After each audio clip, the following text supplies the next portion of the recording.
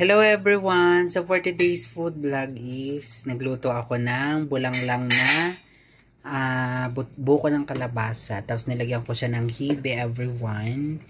Yan, hibe ang nilagay ko everyone din. At saka yung alid o aler o yung maliliit na, yung dilis. So yan, nilagyan ko lang po yan ng kamatis, keshuwim, at saka sibuyas, bawang, tapos yung buko nga po ng kalabasa. Bibihira po kasi yung buko ng kalabasa dito, kaya saka bibihira din ako makapagbulang lang. Tapos wala kasing talbos ng kamote o yung kahit man lang anong dahon, kaya nilagay ko na lang po ay keshuwim at kakamatis. Yan, tapos nilagyan ko po ng mga